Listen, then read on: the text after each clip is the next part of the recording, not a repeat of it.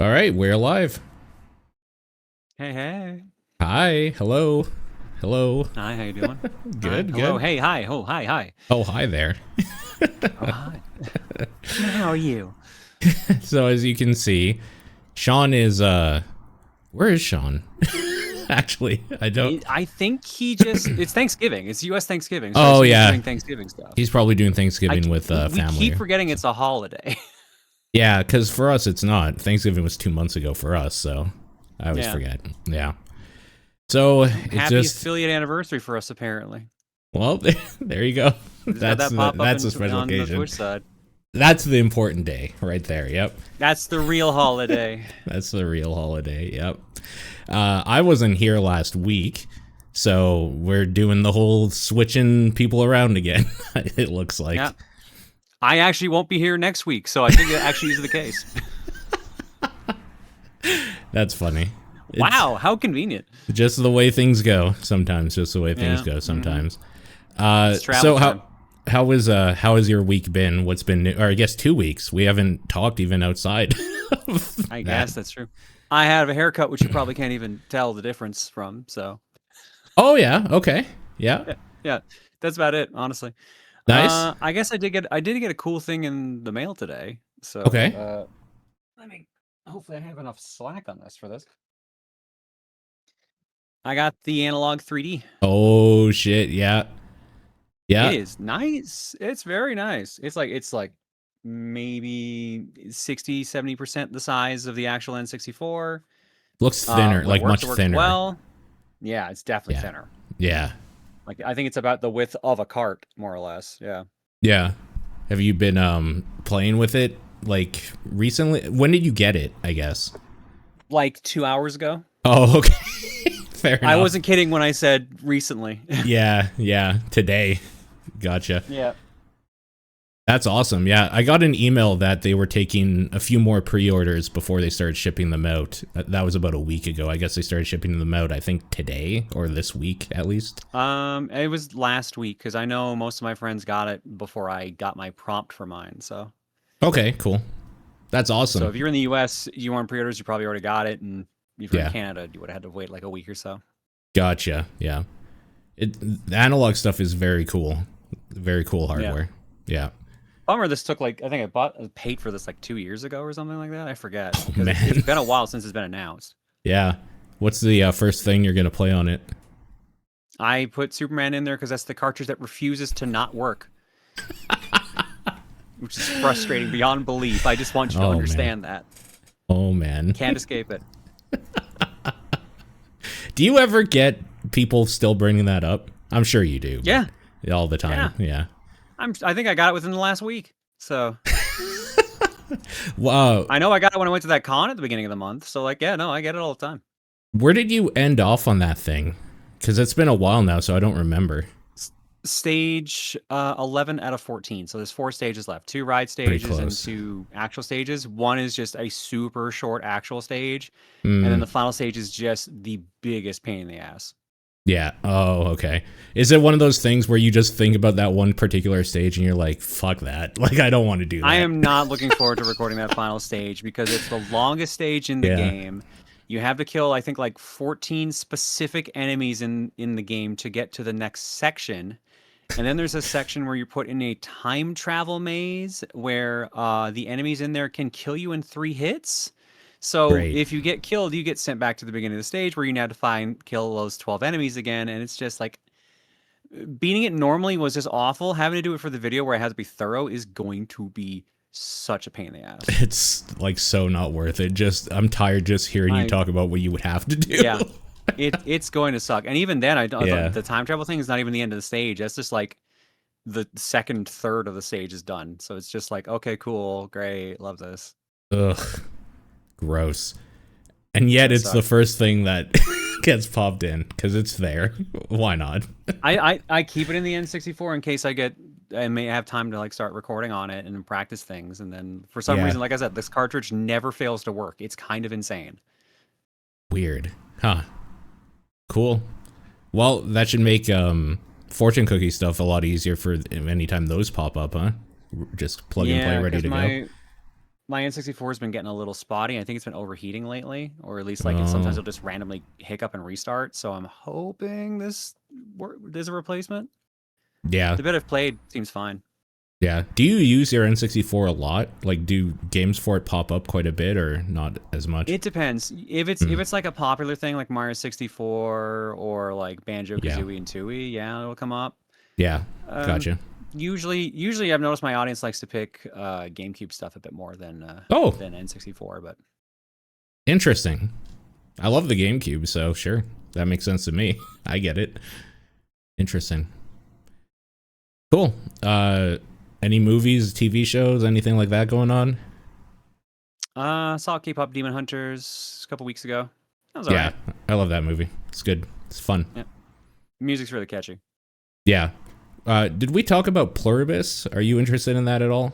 The new Vince I Gilligan want to joint? watch it, but like I didn't even watch Better Call Saul or El Mm, Camino, so I'm like, if I can't commit to the series I did like with the other ones, I don't know if I'm gonna even bother with Pluribus that's fair. because it's on Apple TV exclusive, right? Yes, it Yeah. So is. if I was gonna do that, I'd be like, oh, I should watch Severance, and then I'd probably end up watching Severance instead. Out of the two, you should watch Severance instead. That's fair. That's what I figured. I heard That's fair. Pluribus was good, but like I It heard is. Severance was incredible. Yes, they're both very good, but Severance would take precedence, I think. So that makes sense to me. What about Stranger Things? That came back. Are you into Stranger Things at Don't all? give a shit. Okay, that's fair. Haven't seen a single episode. Don't give a shit. That's fair. That came back a day or two ago now. So Yeah. those episodes, I hate what they've done with those episodes because some of them are just like 110 minutes, 90 minutes. Like it's too long for. I don't want to watch a movie for They're an not. episode. That's just an episode. Sometimes Shit. some of them are just an hour, some of them are longer, and I hate that. I don't like that at all. But I generally like that. I generally like that series. It is weird that they are all 20 to 30 and they look old playing kids, and it's weird. It's off-putting in a way. That's what happens when you keep having the same actors and actresses Yep. come back. Yep. And you take like 5 years in between recording all of them or whatever. Also that, usually a season is a year, not 5. It's a lot. Yeah. It's, I don't know. It's fun. They do some fun horror things in there and tropey things, which I like, but yeah, I don't know. It's back. It's pretty big. That's the only reason I bring it up, but I think a lot of people generally stop caring about it. I think that's a 2020 thing that people. Yeah, I heard people weren't too hot on the third one, so yeah. Yeah, season 3 and 4 kind of lost the plot a little bit for all of us, but I think at some point I thought this was season 4. I didn't realize this is was season 5. Yeah. Jesus. Okay. Yeah. So at this, in for a penny, in for a pound, right? Like I've watched it all. I might as well keep going at this point because why not? Yeah. Yeah, that's kind of where we're at here. All right, cool. Well, if there's nothing more to do, let's talk about video games on the top-down perspective for November 27th. I'm Paul Fleck. I'm Claire Wheeler. And just some housekeeping at the very top here. Community Game of the Year forms will be up December 1st. That is Monday. And y'all can start submitting your stuff there. I think I still have to talk with Claire and Sean here about what the two... Did you guys talk last week about what the two user-submitted ones will be? We haven't picked them yet, no. Okay. Well, I'll have to take a look at them, and I guess we'll have to chat about it real quick, and we'll put that out. That'll be out Monday. And all submissions must be made before the 29th, which is the week of the Game of the Year show, which will be on January 1st. And yeah. Claire, what have you been playing? Spare time, not all that much. I have to actually load up my Steam to remember at this point. Oh yeah, no, fair. Sektori. I've been playing Sektori. Okay. You know Geometry Wars? I do, yeah. How about more of that? Yeah, okay. That sounds good. It's done by someone said it was from some people from House Marquee. It's got like a really good soundtrack. I think Geometry Wars for Sickos might be the best description of it because like it just kind of goes and escalates, and it's got boss fights. It brings back some of the modes from Geometry Wars 2, like classic and gates and stuff. You have 2 different upgrade paths. You can upgrade a la Gradius, where you keep collecting different power-ups and then select which power-up you want to actually put the point into. Okay. And there's also like a roguelike deck building system where you get dealt a couple cards from your hand and you just pick which one you want, or you discard some so they stop showing up in your pool, etc. Like it's got depth. And the soundtrack's good, gameplay's good. It's a high recommend if you like Geometry Wars or twin stick shooters. Cool. I'm just seeing what else. I guess it's Chemo Latenen or something. Latenen? Lahitan? I think it's a solo dev that used to work at House Marquee is what I heard last night. Okay. Because it looks like they put out a few other things that I have never heard of. Barbarian, where bear is like spelt as in the animal bear. And Day Repeat Day. I don't know. Cool.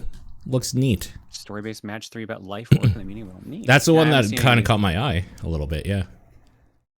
I do like match 3. Sektori looks pretty cool. If you like Geometry Wars, absolutely recommend Sektori. Good soundtrack, I assume, as well. Oh, absolutely. I just can't play it because I don't want it to come through on the stream just in case, but... No. Yeah, this looks cool. More Ball Pit. Yeah. Are you petering out on it at all? Because I definitely did. I'm at the final world, but I got the auto player character unlocked. So now I'm like, I'm gonna go do something else. You do this for me now. That's what I want to push to get. That's what I want. Yeah.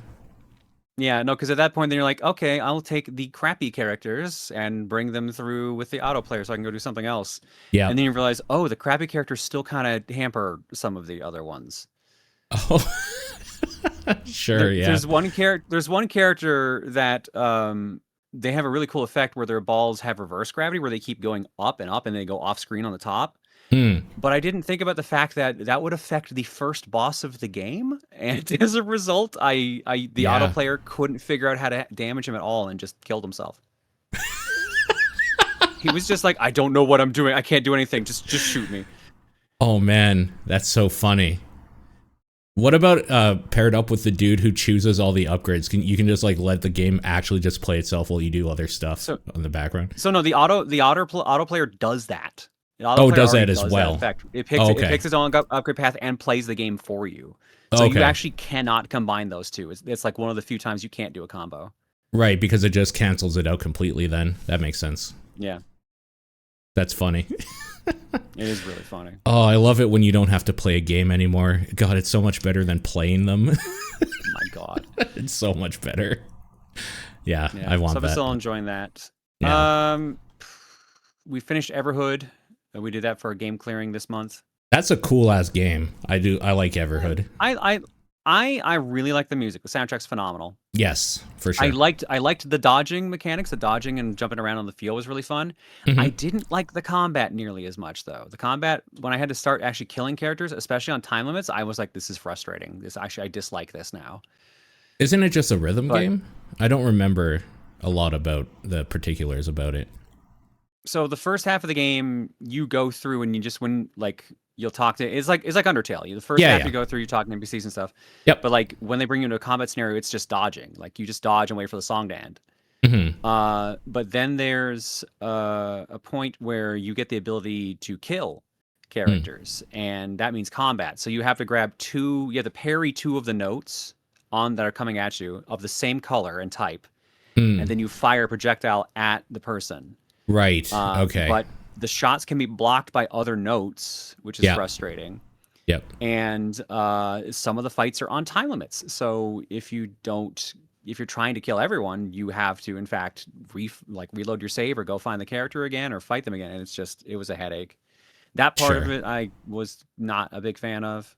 And I was like, on the ending, but I'm also not into Buddhism, so maybe that's just why. But yeah, no, I was a little mixed on it. I still enjoyed a lot of it. I'm glad I got to play through it, but it did not make me want to play the second, which, according to most people, is a good thing. Oh, really? I didn't hear anything. Maybe that's why it's a good thing. I didn't hear anything about the second. People in chat were saying basically the gameplay is improved, but the story and characters suffer. And I already was kind of half and half on the story and characters. So I'm like, oh, it gets worse? Yeah, no, thanks. I'm good. Yeah, that's fair. That's fair. Oh, well, That's too bad. Yeah, I knew that Everhood 2 had come out, but nobody's talking about that thing, so I figured it was probably not great.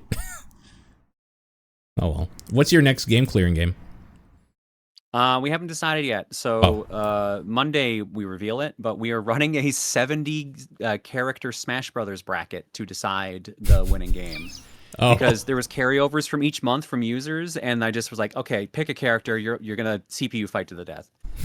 Okay. So the list is extremely varied. It goes everywhere from like Crash Bandicoot to like oh, why is my spreadsheet not fully loaded? There we go. Darkened Sky for GameCube, Doom 2016, Stretch Panic for PS2, Ape Escape 2, Beautiful Joe 2, Dead Reset, Dishonored, Castlevania Lament of Innocence, Ty the Tasmanian Tiger HD, Death's Door, SpongeBob SquarePants, Revenge of the Flying Dutchman. Like, it's everywhere. Yeah. The taste is everywhere. So it could be genuinely anything. Is there... Maybe I shouldn't ask because it might jinx it. Is there any that you desperately hope it doesn't pick, that doesn't win or whatever? Not per se. Okay, that's good. I just hope that the game is not like the longest game doesn't win, because I am traveling a lot in December, which means I'm not around for most of the Mondays, and that's usually when we do game clearing. So, gotcha. That's about the only like I hope this doesn't happen kind of situation. Otherwise, I'm like the game list. I can't think of anything on here that I'm just not going to be into. Like, that's great. Because if there was like one particular one, that's what would win, for sure. Like Vampire Survivors, Fairly Odd Parents, Sweet Home, Final Fantasy Legends 2, Enter the Gungeon, Grand Blue Fantasy Relink, Fable 2, Pseudo Regalia. These are all great. Pretty solid list. Yeah. I would say if you want me to find one that I know will be a frustrating experience, someone put Lifeline on there. The PS2 game? The PS2 game that you control with your microphone. Yes. Yeah. That's probably that will be the most frustrating one to play, probably. Yeah, probably. And maybe Kingdom Hearts Rechain of Memories. I don't know. Maybe that might also be frustrating, but like everything else is like, yeah. Okay.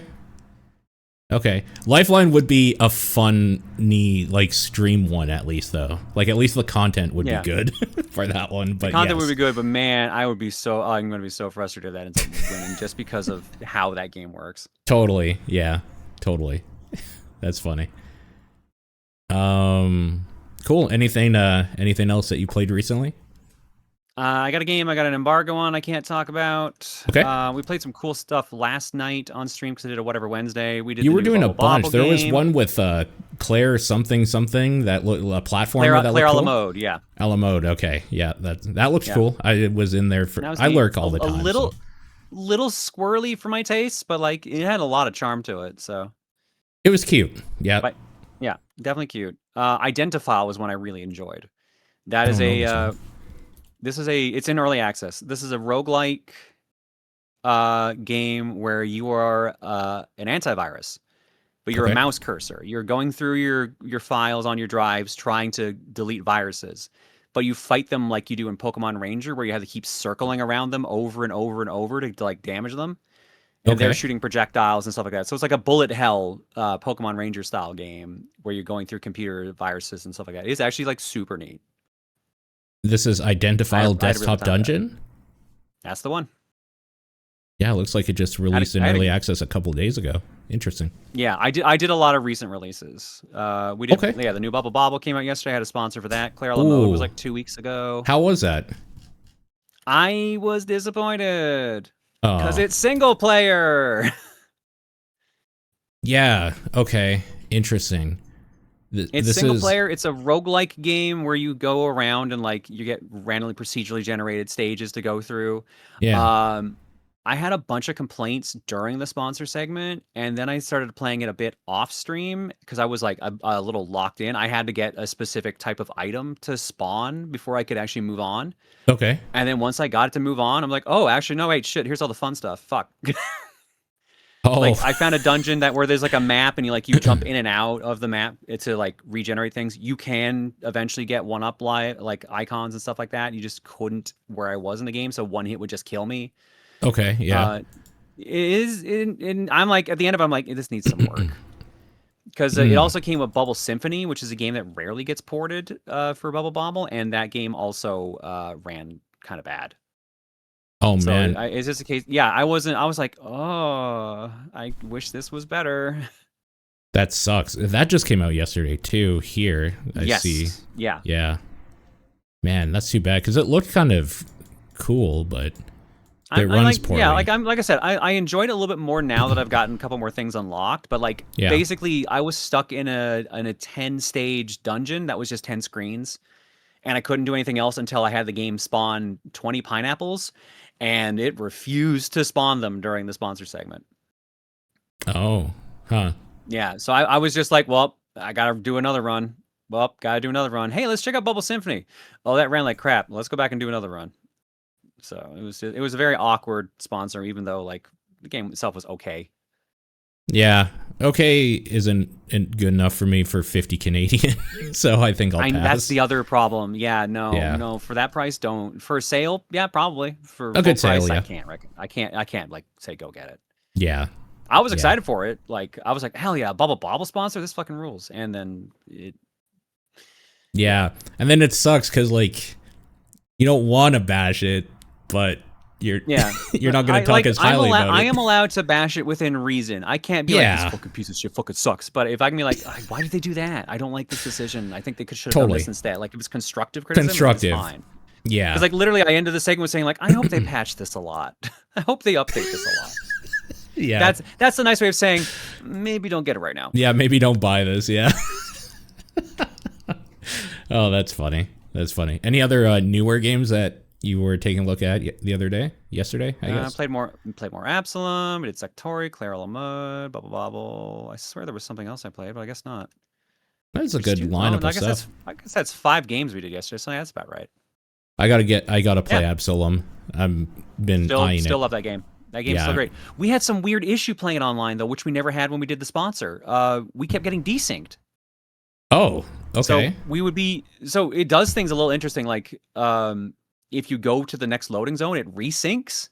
But like we had it desync during a boss fight, so it was like, okay, so we suddenly are taking on this boss fight, which is set for 2 characters by ourselves separately on our game. So it's just this hot mess, and that was disappointing. Which is funny because at launch we never had that issue, so I don't know what happened. Maybe they broke it with a patch somehow. I'm assuming some weird mat setting issues or something broke in the patch. I don't know, but like I still recommend the game. The game's still extremely fun, but like that was a weird hiccup on the experience. Yeah. I was curious. Maybe you guys talked about this a little bit, but during the Game of the Year stuff, are there any games that are like Game of the Year nominated or the big games that like you want to try to squeeze in or at least take a look at before we do like Game of the Year talks? Are there any like big ones? We did talk about this. I'm trying to somehow get Claire Obscure in there at least for a little bit.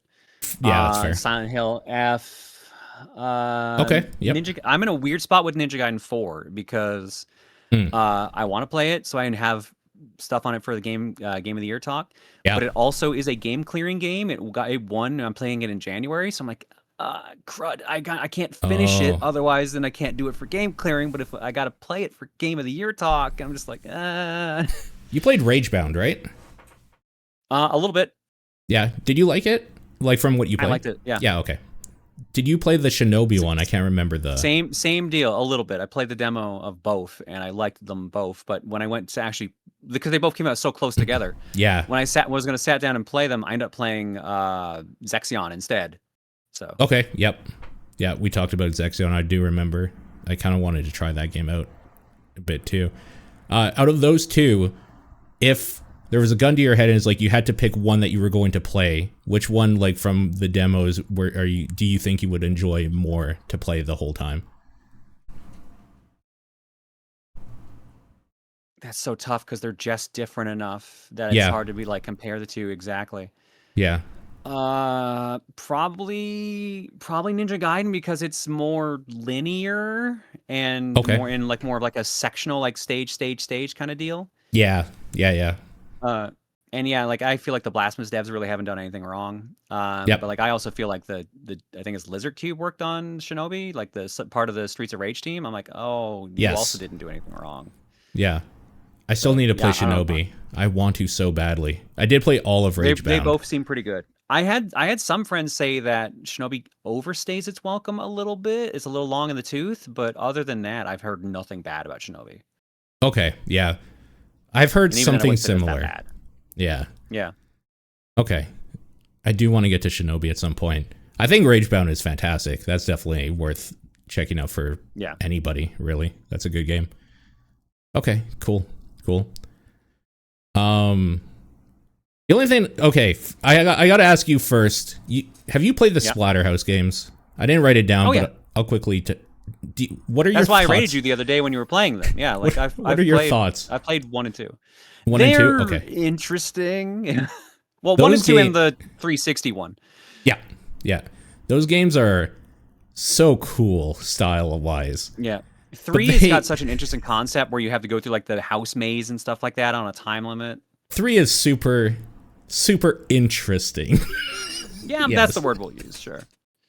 Those games play like fucking garbage. They're fucking terrible to play. But man, they're cool. Yeah. They're cool, though. They're stiff. They're very stiff. Yeah. I think I hate 3. I think I hate Splatterhouse 3, and I think I hate anybody that talks it up, because that game made me rage so hard. That game is bullshit. Oh my god. Oh no, that game is so. If you want the best ending, that game is absolute bullshit. I watched a streamer go through and get the achievements on. I'm like, this list sucks. This is awful. It's awful. It's so bad. I think it's like you have to make sure you build up the power meter, and then there's a specific move in the power meter you should be using at all times, and that's about it. Yeah, so it's, I guess, like, for people that aren't 1,000 years old like we are and weren't around since video games were created, this is an old game that came out on the Mega Drive and Genesis, and it's a side-scrolling beat-em-up where, as Claire was saying, you kind of go through, like, different rooms, like a maze or whatever, to get to the boss to, like, move on to the next stage. There is a time limit in that if you don't hit that time limit, your family members get either possessed or killed. And the best ending is you have to beat each stage like very quickly or whatever. The problem is that it starts off easy enough, and then it turns into complete utter bullshit where you get too hit by things because they're so powerful. And the only way to counter that is that there are 2 moves that you can do. One is a roundhouse kick that does a bunch of damage and gives you, more importantly, gives you invincibility frames when you do it. And the other one is you have a power meter that you can basically like transform into a stronger version of your character. And he does a like weird skin tentacle thing where like he explodes into a bunch of tentacles and damages anything within the screen, essentially. It's almost like a screen clear. And that game is designed around you exploiting that at the end stages, and it's awful. It's so poorly made. That's a piece of shit game. But when you get to the point where you know how to do it, it's kind of fun, right? It's the same reason why I started backup de-rusting on Spider-Man on the SNES, because that game is garbage. I saw that. Why? That game is garbage, but when you can do it well, it's fun. There's nothing better than absolutely decimating a game that sucks and that's like kick the shit out of you. Just like dominating it is so good. And I think that's why people actually like Splatterhouse 3, because if they got to the point where they beat that game, you can dominate that game. You know the thing now. And I'm not fully there because the boss, stage 5 is specifically the one that sucks, that you have to abuse the power-ups. And I know how to do that now, like pretty good. But that boss is horrible at the end of that. And then if you lose, you have to like do it all again on a continue, and it's awful. It's so bad. Yeah. Anyways, I finished all the Splatterhouses. I did the PS3 360 one.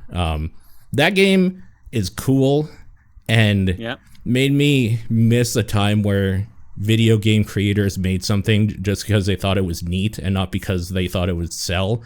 Because that game is also very trashy, not in a necessary, well, mechanically it's trashy because it's old and like dated, but there's like pornographic images for collectibles and just swearing and blood. Yeah, you find pieces of a picture of Jennifer and she's like nude and shit like that. I'm just like, okay, cool, all right. It's so trashy. I remember playing it on stream years ago. I'm like, is this against TOS? I have to be very careful here now. Yeah, it probably some of those pictures. It's not the main focus. It's okay. Okay, that's what I figured. Some of those pictures are iffy for sure. The Japanese version has them censored, so you could play that if like the Japanese version is censored. They have blood splots over the parts that like people would want to see. That's actually kind of clever. It's pretty good, but it's also weirdly gross in a different way. Okay, all right. I don't know. There's no winning. That game is super cool, but I was so happy to be done it. The voice acting is incredible though. Like, it's the thing that keeps you going through that. It's Jim Cummings doing the voice of the Terror Mask and saying just some like weird, gross, horrific, funny shit every now and then, and those cutscenes and stuff are pretty fun too. That's a cool game, but it's kind of expensive. I guess it didn't sell very well, so now if you wanted to pick up a copy on eBay, if you don't have one, it's like $150 plus. Wow, that thing was budget when it came out. It was like $40. It was also for a long time in the like $5 bins at GameStops and stuff. Yeah, and it's not a bad game by any stretch, but like, yeah, it's old. It was like, I think it's like a 7. It's like a 7 out of 10. Yeah,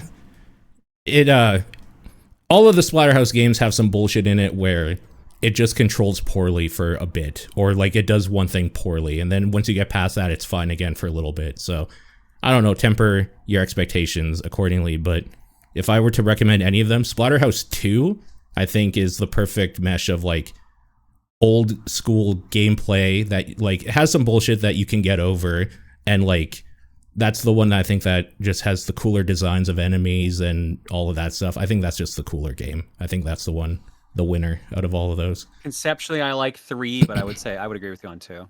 Yeah, 2's great. And 2010, if you want like a 3D beat 'em up, it's pretty good still. That game gets easier as you get upgrades to your move set. It's a little difficult to begin with, but once you can actually do more than one move, it's pretty good. Pretty good. Other than that, I played Constance. This is a hand-animated Silksong, like, I'll call it a Metroidvania, but it looks like Silksong, where you are playing a girl with a paintbrush and all your attacks are like paint-based or whatever. If you've played Hollow Knight or Silksong, you will feel very much at home playing this. It has the same kind of combat of you swinging your paintbrush as like a sword, like you would a sword or something, and bouncing on enemies with a pogo, dashing in the air, doing a bunch of platforming, bouncing on spikes, all of that sort of thing. I would say it is much easier than Silksong, at least at the beginning, and then it starts ramping up. The ramp up is a lot more normal. Silksong kind of starts off hard. This looks nice. It's very nice, yeah. And it has like the heart behind it, where it's dealing with like depression and familial issues and work issues and stress and blah blah blah. Like there's story going on in there as well. One of the things I think is cool about it also is the perk system is kind of like the Resident Evil 4 inventory, where you have like a bunch of slots that you can slot your perks into, and some of them have increased perks to them depending on like how many things they touch or where they're positioned or whatever. So like that was kind of a cool little thing they added. It's a great game that I think suffers because Silksong came out this year. Like I think it's not going to get as much talk maybe because it's very much in that same genre, but if you want something that's a little shorter and easier, apparently this thing's like 10 hours to complete fully, as opposed to like 60 plus for Silksong. A little easier to get into, and definitely feels like it has more of like a personal story attached to it. I definitely think it's worth picking up. Cool game. Nice. I just put it on my wish list.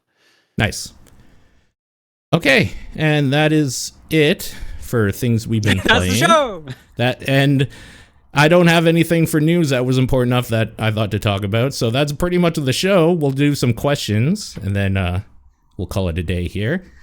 So if you had a question or a comment, you could write in at topdownperspective@gmail.com, at TDP Podcast on Blue Sky.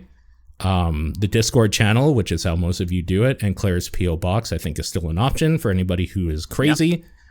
Haven't got anything there in a while for the questions, but yeah. Yeah. You can sound like Valcour, who asks, we're going to Japan next year. Any absolute must-sees while we're there? I feel like this is probably a better question for Sean than us, but Um, what are some things I you think it just depends on what you're want to see? into, really. Like, I always hear like you should like at least see Akihabara or You Akihabara, should however you say it. you should definitely go there. It's too bad that the Sega building is gone, so unfortunately you missed out on that. Um, that place is cool. I was a big fan of Hiroshima and like that surrounding area because I just like the history of that area, and it's a pretty cool little place. We went to an island there and hung out with some deer. That was awesome. The Sky Tree is probably something you should do just because it's kind of cool to go up there and see just how giant Tokyo is. Like, as far as your eyes can see, there's buildings. It's crazy.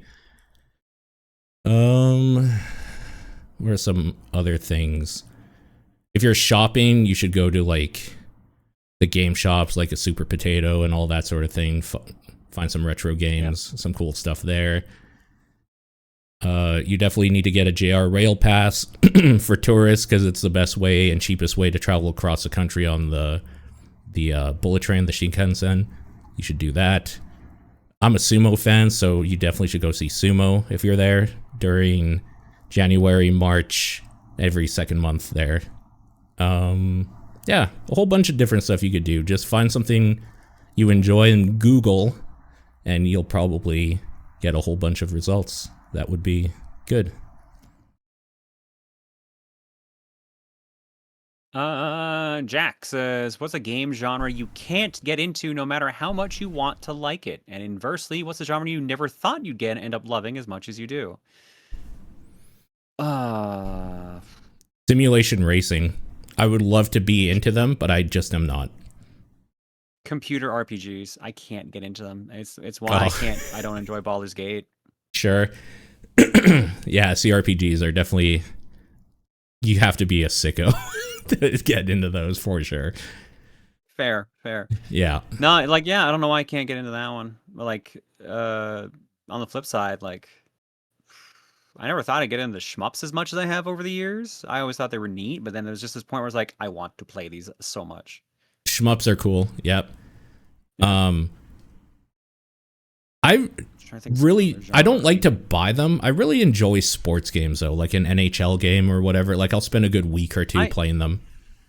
I found I'm not big on simulation sports, but like arcade sports are great. Like, Yeah. give me a Strikers, give me an NFL Blitz, and I'm there. And there's not that much difference between like Blitz and Madden technically, but for some reason Blitz grabs me more. Yeah, right, for sure. Suku writes, Minecraft may be the best-selling video game, but there must be some who don't own it. Do you personally know any gamers who don't? I don't. I don't know anybody that plays games that doesn't have a copy of it. I personally don't know. I don't know if Chugga has it. I'm trying to think of like all my streamer friends, and I'm just like, I don't think he has it. I don't know, man. There was a point where like it was just easy to get Minecraft. I felt like everyone had it at some point. Yeah. Like a bunch of people I play games with that I wouldn't call hardcore game. They just play games every now and then. They all have a copy. You just at some point inherit a copy. It just happens if you game long enough. For sure. Yeah. People in like the Discord or Twitter that I know probably don't, but I've never asked them personally. So yeah. It's not a thing. I'm just like, hey, yo, you play that Minecraft? Yeah, exactly. You craft, bro? You crafting? Phantom Aegis says, ahoy TTP crew. Out of these 4 choices, which video game alternate reality or alternate history of events would you like to witness? The Nintendo PlayStation, the Sega Saturn being successful outside of Japan will determine successful at minimum, selling better than the N64. Because it actually did pretty good in Japan. Yeah. Microsoft staying committed to the Kinect during Xbox One. I'll hard pass on that one. Yeah. And Sony staying committed to the Cell processor for PS4 and beyond. Out of those 4, Sega Saturn being successful, because I would like Sega to actually have not shot themselves in the foot a million goddamn times. There were great Saturn games too. Yeah, that would have been cool. I'd be interested to see the Nintendo PlayStation, but I have a feeling they would Nintendo it up and fuck everything up somehow.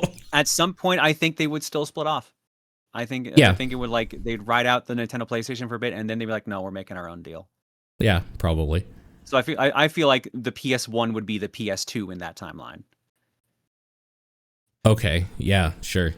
Like that, That's kind of like step back. Yeah. That's kind of interesting, huh? Yeah, Sega Saturn for sure. That thing deserved better. All of Sega's consoles honestly deserved better than they got. The Dreamcast was incredible too. Yep. Agreed. Agreed. Rasterman7 writes, considering how in the recent years of the definition of independent game and events like the Game Awards has been blurred with examples like Dave the Diver or Stray, would you, A, add a category that separates independent games from AA games with more explicit criteria, B, eliminate the independent category altogether and have all games compete on the same level, C, not feature independent games at all and instead have an official second event dedicated to them, much like the Independent Game Awards, D, do nothing, E, something else entirely? A or C? Which one having was all A games again? compete on the same level. Yeah. A is add a category for independent and AA. Like separate Gotcha, them. yeah.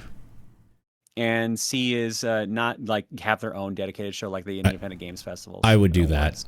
I would do that. Yeah, personally. honestly, because like mixing and matching them together is not a good idea because like you're gonna have biases. There's always gonna be biases, and the thing I like about indie games and like shows that highlight them is that there's stuff you might not play normally.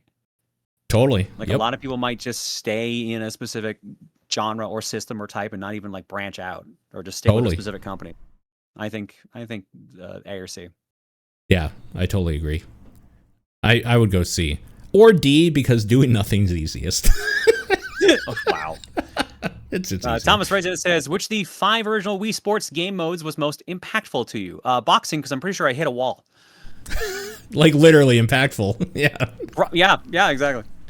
I mean bowling, right? Because bowling with like parents, grandparents, it was the easiest one. Yeah.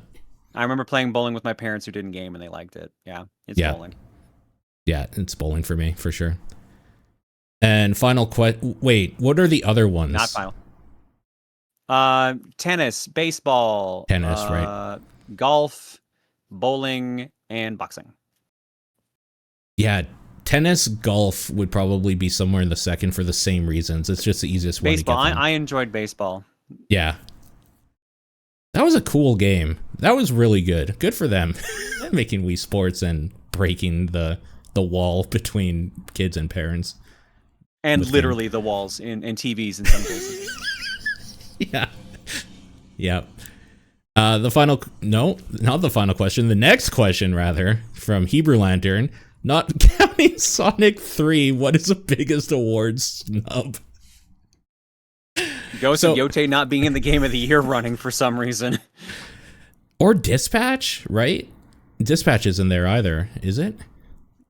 Did Dispatch get anything other than like indie or like breakout? I think like, maybe just voice acting. It was a late release. Like it came out like 2 weeks ago, which was right before they announced the awards. Yeah, that's true. Sonic 3 is a weird omission though. It is, because out of like all of the adaptations, Sonic 3 is like one of the best ways to experience the Sonic Adventure storyline without playing the game. Okay, I will be right back. Yeah, no problem. So Sonic 3 I definitely think should be there. It's another award snub. Claire Obscure should definitely get an award. I'm taking a stance here and saying that I think that deserves more recognition. What else were on the video game awards that were not nominated here? Sorry, I'm just looking up the game awards here for Game of the Year. These are all pretty good. I don't know. Ghost of Yote not being on any of this stuff is kind of weird, but I personally don't think Ghost of Yote is as good as Ghost of Tsushima, so I kind of get why it didn't get as much recognition. This is a really solid lineup for Game of the Year either way, though. I don't know that I would put Donkey Kong Bonanza there, to be honest with you, but I can't really tell you what I would put there instead. I think Dispatch probably did deserve more there. Was that under best performance? It isn't under. It must have missed the cutoff, right? Because Dispatch definitely deserves some recognition here, but it must have missed the cutoff, which means it'll probably be on the next one, I would assume. The Game Awards need to start considering December games for the following year's nominees. I think they do, which is why Indiana Jones is there. Yeah, exactly. As A just says. Yeah. Indiana Jones is there for, was it for adventure? Sorry, I'm just trying to find it here. Or was it action? Adventure would make more sense. Action adventure. Yeah, it's there for best action adventure game, which honestly, between like Death Stranding, Ghost of Yotei, Silksong, Split Fiction, and Indiana Jones might be the only true adventure game there, spanning over like a worldwide thing. That's a cool game. Also, Troy Baker was nominated for Great Circle, so I'm guessing Dispatch is going to probably get more recognition next year because it did come out a little too late for this one. Well, Great Circle also got a re-release this year too on PS5, so don't forget that. Yep. Whew. Sorry about that. No, that's my cat is very stupid. They all are. They all are. He went out in the snow, and I didn't have his tracker on, so I was keep an eye on him. And then I ordered dinner, and I opened the garage to let the cat come in and stay dry. Yeah. And I look on, you know how like the delivery apps will show like a picture of your front porch and to show you like they did the delivery? Yeah. I look on there and I see the idiot cat just sitting there next to my food. I'm like, you dumbass. So I had to run upstairs and let him in and then dry him off because he's covered in snow. That is so funny. Fucking idiot cat. I love it. All right, you got the next question from Ace here. Yep, from Ace. I always wondered where Cheeto fingers came from since I didn't grow up with video games. So my question is, what were your go-to snacks as kids when gaming or watching friends game? What about when you were teens? How has this changed into adulthood? Chips. Ketchup chips. Yeah. Salt and vinegar chips. Yeah. Yep. As I got older, Oreos, popcorn. Cookies. I like popcorn most now. Popcorn's real good.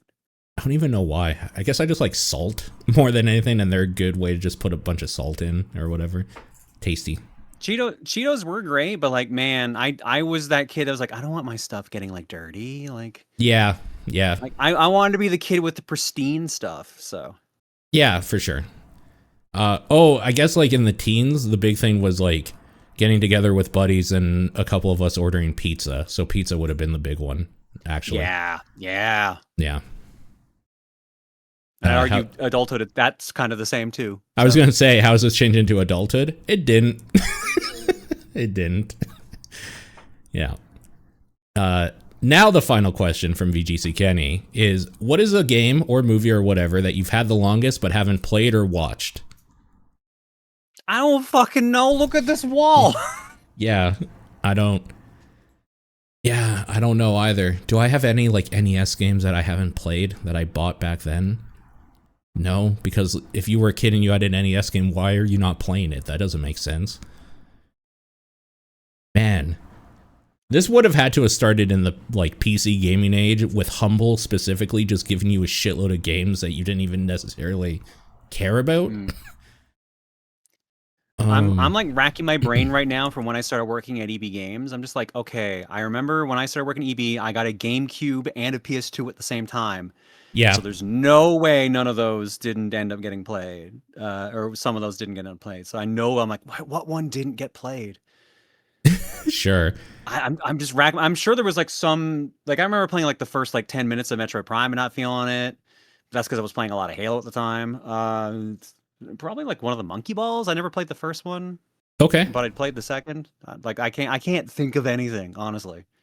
It's weird because when we were younger in like our time or whatever, it's different now where you can just get Game Pass or get a bundle and get like 10 games for $20 or whatever, and there'll be games that you don't care about. Or emulate. For us, if we got a game that was sacred, you would play the shit out of that thing, which is why we play a bunch of games that are garbage and still can to this day. Yeah. Well, because that was the thing, because like you got a game and it was like, for us, like it was up to $100. which it is back to now. But like, Yeah. Like if my mom was like, "Hey, I can get you one game for your birthday for like $80. I can get you 2 games for your birthday. Which would you rather?" I'm gonna say 2 games, even if the one game is way better. Yeah. Like that's how I ended up with like The Lion King and Arrow the Acrobat instead of Donkey Kong Country. Okay. Yeah, that's a true story. That she couldn't find Donkey Kong Country, so she's like, "I can get you 2 or cheaper games instead," and she got me those. I mean, as a kid though, that's a great deal. 2 games? Holy shit.